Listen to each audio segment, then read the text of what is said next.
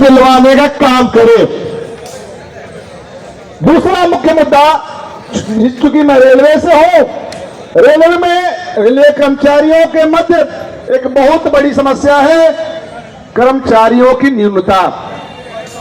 काम बढ़ रहा है, सुरक्षा की बातें हो रही है, आज भी 95% लोग यात्रा रेल के माध्यम से करते हैं। सुरक्षा चाहिए, व्यवस्था चाहिए, गतिशीलता चाहिए, लेकिन कर्मचारी नहीं चाहिए। सरकार का ध्यान कहीं भी इस पटल पर नहीं आता कि भाई कर्मचारियों की भर्ती तो होनी चाहिए। बिना भर्ती के रेल चलाया कौन? एक्सीडेंट होता है, ठेके पे व्यवस्था बनाई जाती है, एक्सीडेंट होता है तो चार्जशीट हमारे साथियों को पकड़ा दी जाती है। जिम्मेदारी सरकारी कर्मचारी की, जिम्मेदारी ठेकेदार की नहीं होती, और संख्या रोज के रोज कम की जाती है। निरंतर जो है अपने लोगों की संख्या कम होती जा रही है।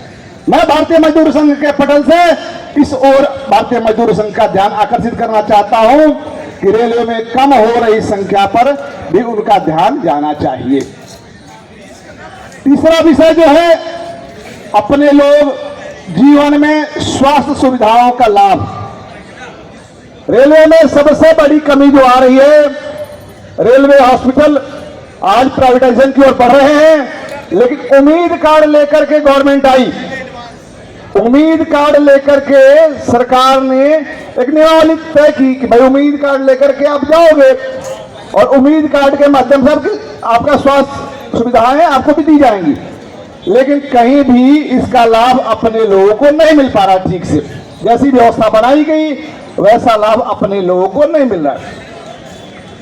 आज भी प्राइवेट हॉस्पिटल वाले जो है या जो पैनल हॉस्पिटल है, वो ये कहते हैं कि जब तक आपका रेफरल हमारे पास नहीं आता, आपकी परमिशन नहीं आती, तब तक हम इस कार्ड को वैलिड नहीं करते।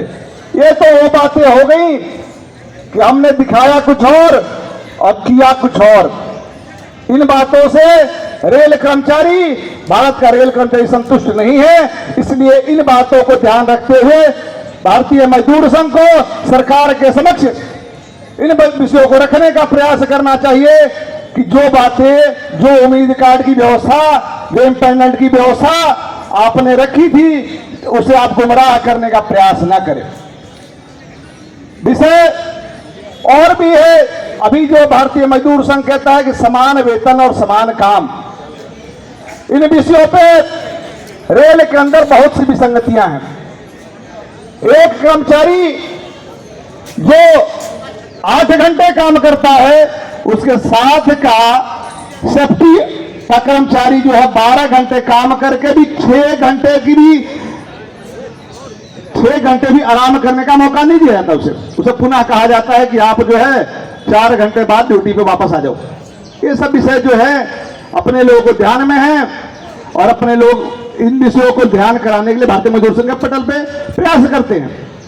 इन्हीं शब्दों के साथ मैं अपनी वाणी को विराम देता हूं। भारत माता की जय, वंदे मातरम। धन्यवाद।